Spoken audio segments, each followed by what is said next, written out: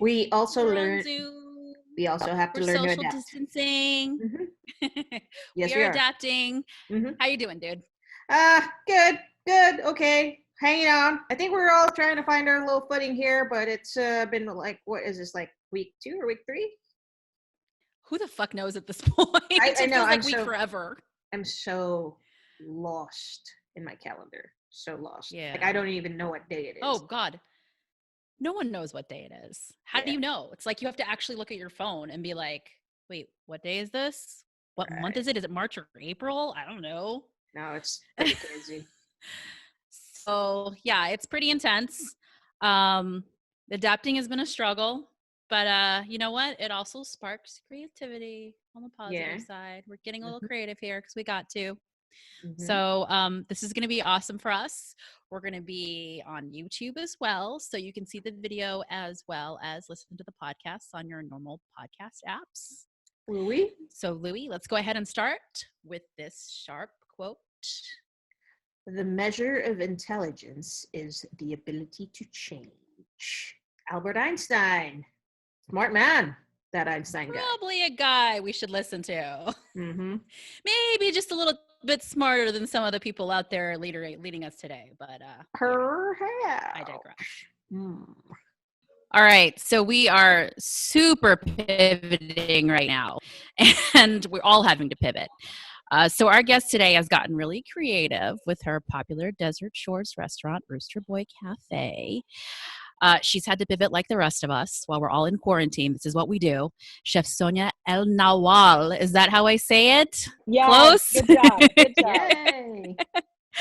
Of Rooster Boy Cafe out in Summerlin. How are you doing, Sonia? Doing okay. Doing great, actually. I can't complain. I mean, I'm very lucky. Our clientele is stuck by us, and my staff has been amazing, and everybody's been good with the changes and how we operate and what we need to do. I mean, we work with masks every day and gloves, and I mean, right now I took it off so you can actually hear me, but we're doing okay. We're doing the best that we can. Right. Chef, we've heard that you have sort of a general store there. Can you explain that? Show it to us? So I think I can give you a little tour. That'd be awesome. What I'm doing is, here we go. So we're selling toilet paper. Paper towels. We have rice and beans, and we're doing chicken stock. Can you see? Is the camera okay? Yeah. Okay, good. So then I'm doing prepared things. This is the tail end of the day today. Wow. So you can see, what we have. And then it changes daily. And we have prepared foods here. So we have like pasta with crab and dill, double baked potato with bacon and cheddar, pasta carbonara, crab cakes. We have whitefish salad and different cheeses. We sell milk. I mean, I'm kind of doing what the neighborhood is asking for. Right. Here we go. My smooth camera work. We definitely have our almond croissants and Rooster Boy granola, and staying as positive and as busy as we can. Trying to work out what needs to happen. Daily we switch it around. Yeah. Of course. So how did you figure out that you needed to switch around to like becoming a general store? So day one, I just decided I was gonna just do bulk food, no more regular menu. We have a few people that are like, why don't we have some Dutch oven pancakes and so on. So what I'm trying to do now is find a happy balance where we decide, we sell like regular food to go for your house, and then the regular menu, part of very little amount of it. I don't think I answered your question. The question was, how did I decide to do this? Is because I was like, okay, people were asking me, we're out, Right. I don't want to go to a supermarket. It's easier for us to just come here. So what can we buy here? Right. Yeah. That's how that happened. Yeah. And Chef, you talked a little bit in the beginning about, what you're doing, extra precaution, with your masks and gloves. And obviously a lot of us wear gloves all the time anyways. But just to sort of allay fears out there, because there's a lot of people that really want to enjoy your food, want to go to Graffiti Bow, want to go to Honey Salt, but they're just a little concerned about, anybody handling their food and being around their food right now. So talk to us a little bit about some of the other things that you're doing to make sure that, it's super safe. So we are, obviously we wash our hands all the time. We also have social distancing between us. Mm-hmm. So Olivia that handles the clients when they come in, we have a 6-foot mark. We don't want people to come closer to the store than that. We're not letting people in anymore. I mean, we used to let people peek. We're not even doing that. We're happy for you to call us. We'll FaceTime you and give you a video tour of what we have if you want a close-up look. Even if you're right outside, it's easier to do that. We'll do it on my cell phone. And then we're trying to be creative. And then we also are, like I said, between us, we all wear gloves. We're only minimal 2 people in the store. We're like 3 employees a day. We don't want to be more than that. And then Olivia now has a headpiece like at Starbucks. So she answers the phone. She doesn't have to hold the phone anymore. Nice. We're being super, we're super cautious and careful anyway. Sometimes I have Carly prep in the other room, where she's away from me. So I'm alone in the kitchen, and then 6 feet away outside is Olivia. Or we're down to a 3-man team at a time. We don't want to all be near each other either. And then my activities are really my home and here. I'm not going anywhere else. And neither is Olivia and neither is Carly. Like, none of us are doing besides this. So, we check temperature also. I have a gun coming in to check people's temperatures. I mean, nice. What else can I do? And we disinfect all the time with a special cleaner that's supposed to help kill all germs on contact. So everything gets wiped down. Doors, handles, tables, everything.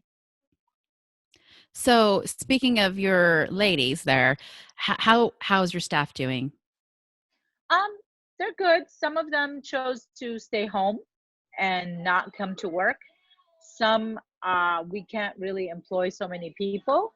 My staff is doing okay. Everybody has a morale. As long as I can occupy a few of them, the ones that need it, and that's how we're doing it. Yeah. Are you getting a chance at all to relax? Yeah, it seems like you're working so much harder now. Yeah. I feel like no, I have to relax. No. That's why we close Sunday, Monday. No, I'm not upset. I'm a super emotional person. Mm-hmm. Yeah. So if I didn't get to cook and bake right now, I would lose my brain. It would be happening at my house. Right. So I'm glad that we can, do stuff, have fun. What we're trying to do now is come up with a system. So our days are really 5 hours or 6 hours. That's it. Not Excellent. like, yeah. So we're coming up with a system. It's good. We're good. Yeah. Like I just want to say on behalf of all of us, thank you.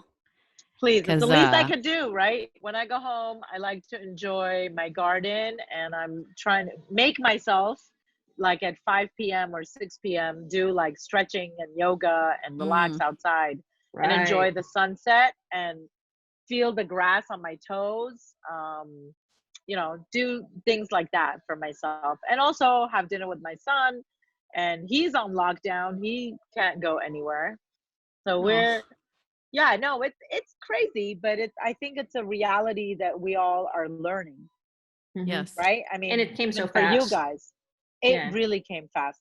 But we're lucky we live in an open space environment, and that where I know that if we're outside, we're okay. And if we're, you know, um,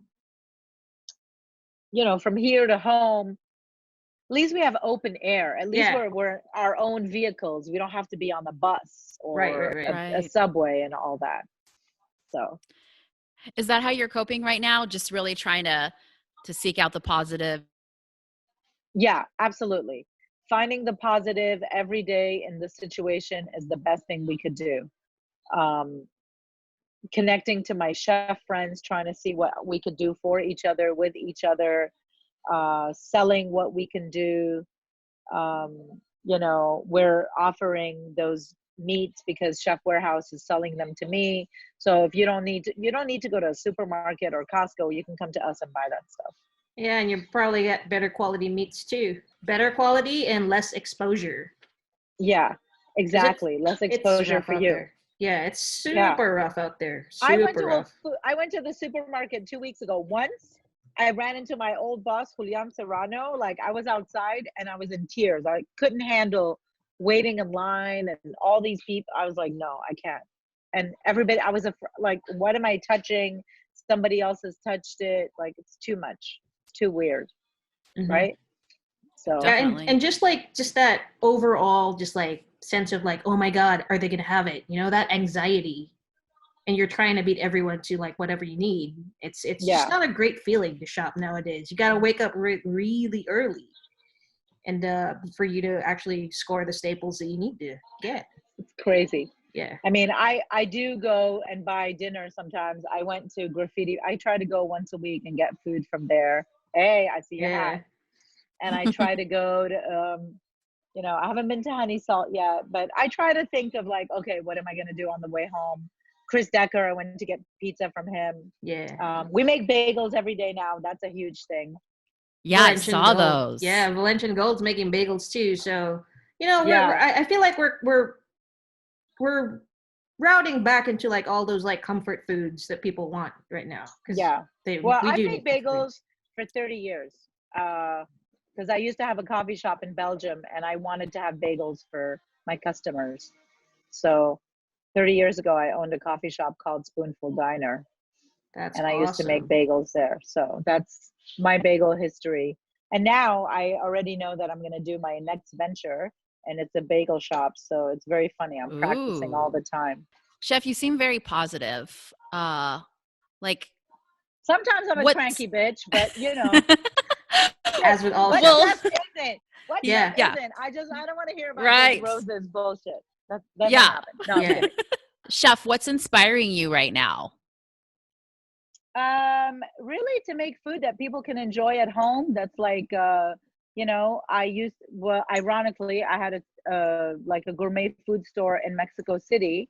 So it's really falling back right away on that of like having soups and prepared foods and what's inspiring me, I think, is what's out there in the market from my vendors. I buy product from Intuitive Forager, get product from Jeffrey Kramer at Samuel and Seafood. I get meats from Chef Warehouse. We get stuff from Claudia at Desert Bloom. And so we're, whatever they have is what I'll have, so we're just taking care of. That's what's inspiring right now. The weather is getting warmer, so I'm going to do, more veggies and things. I mean, I think we've all had our up to here with carbs and sugar, man. And oh my God, like, also I get stuff from Cured in Whey, MPG, from Michael and Kathy Stam. So I'm very lucky that I still have a good network of things that we can get from people.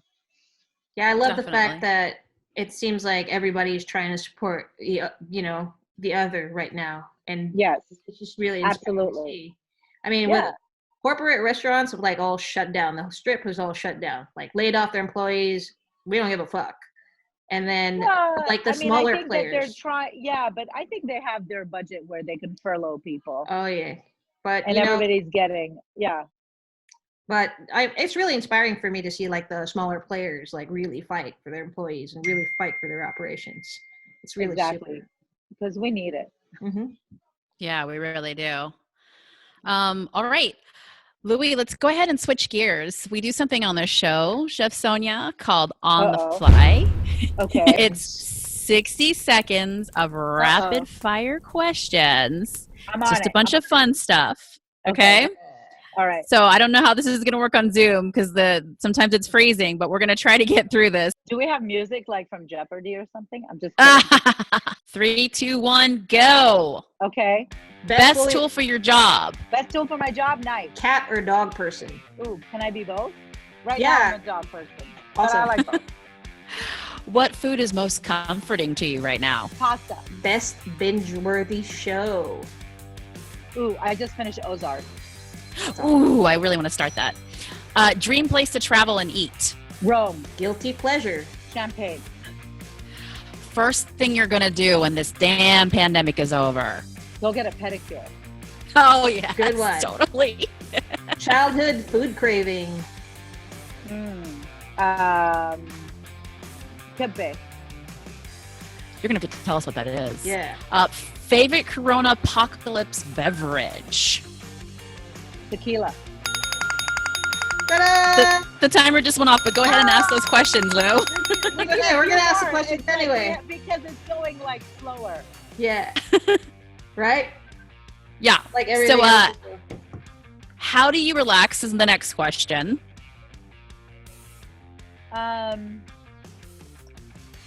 Zoning out, like listen. Oh, you know what's been fun lately is listening to Questlove when he does a live session. Oh. I put on Questlove on Instagram or Facebook, whatever platform, and I dance and like by myself and sing. Like it's all amazing. You guys, you should watch it. It's amazing. Questlove, like I love his audiobook. Have you heard his audiobook on Audible? No, but I will listen to it now. Oh, super. It's He's like amazing. It's narration like you've never heard it before. But yeah. Cool. And then your final question is your go-to kitchen jam, which you actually answered already, but do you have another band or song or you know, we listen to Dolly Parton in the like when we're prepping. Dolly Parton on Spotify is great. Also the list of what's it called? High Fidelity that I watched on Hulu. Ooh. So Spotify has, because it's Questlove did the music, it's 8.5 hours of music nonstop. Ooh, I'm gonna get awesome. It's very good, but country really is. I'm not a big country goer, but the Dolly Parton station on Spotify is pretty relaxing because you just kind of coast to it. Right, it's like that beat. Yeah, exactly. Right. But I like hip hop. I like everything. Yeah, that's awesome. That is so awesome. Oh, the other thing I really need to do is color my hair, but I think I'm going to be very white with blonde. Right. No more red. Yeah, you're going to have to do self-color right now. I don't want to. I'm not good at it. So I'd rather get more white, which I am. And I want white and platinum. That's the new thing. Thank you all for your support. Let's keep supporting so we can stay open throughout the next month and a half. I think we're going to keep doing business this way until at least mid-May. I don't think it's going to be over end of April. So we're open 5 days a week, 11 to 3. On Fridays and Saturdays, we're going to do it till 4. And that's it. And thank you, everybody, for all the love and whatever we can do to help out. If somebody needs anything, let us know. Call us. If you're craving something, call us. Oh, that's a good one. Hey, we cook all different things. You know, I'm Middle Eastern. I lived in Mexico. I have somebody who said, I want chilaquiles this Saturday. And I said, you got it. So it's going to be chilaquiles on Saturday. We're going to sell that to people. Right. That's awesome. We try our best to please our clientele. And you know, food is a communication. Food's a language. And yeah, that's it. We're going to keep on cooking and baking. It's all about the love. All about the love right now. Thank you very much, Sonia. Thank you. So nice to speak with you. Thank you. Thank you. No worries. Good luck. And we're with you. We got your back. Yep, and we'll circle back Whatever to you in a need, couple let weeks. me know. All right, take care. Likewise. Thank you. Thank you. Bye-bye.